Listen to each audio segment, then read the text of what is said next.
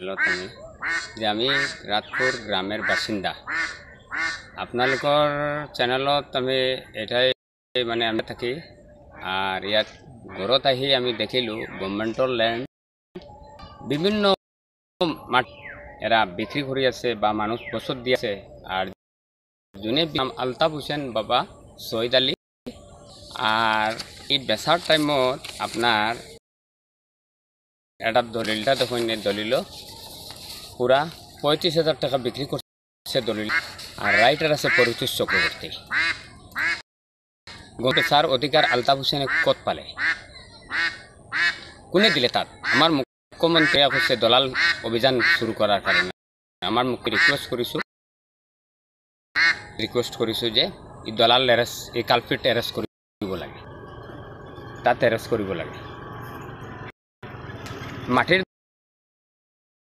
দলাল arrest কৰে জেলত ভৰাব লাগে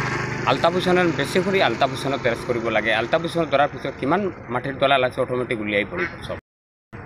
আমি নাম নকওঁ এতিয়া আমি আপোনালোকক রিকোয়েস্ট কৰিছোঁ আপোনালোকে আমাক সহায় কৰক আমার সেইটো মানে মুখ্যমন্ত্রী স্যার আমার আর ডিসি স্যারত সেইটো রিকোয়েস্ট আমি তথ্য হাতত দিছোঁ 16 তারিখ আমি আপনার সিএম স্যারত একটা কপি দিছোঁ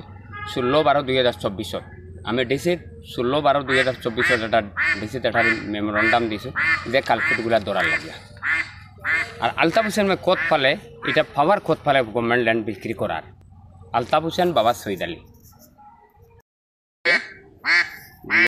জর্জ কাশনের রাস্তা আলতাফ হোসেন বাবা সৈয়দ আলী বিক্রি করেছে এই এরিয়ার মানুহর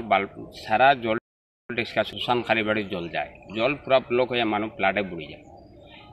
রিকোয়েস্ট যে জায়গাটা খালি হইতে লাগে গভর্নমেন্টে চাইলে কি না পারে সব পারে কিন্তু আমার এটা রিকোয়েস্ট আলতাফ হোসেন ধরিব লাগে আর জায়গাটা খালি করে দিব লাগে আপনার নামটো কি আছে আমার নামটো আছে জিয়াউর রহমান তাবাদার লেট বাবা ফজলুর রহমান তাবাদার আমি ওটাও মুখ্যমন্ত্রী তার ডিসিত রিকোয়েস্ট করেছো পথারখন কোনটো আছে এই পথারখন আমার পিছফালে এটু পথার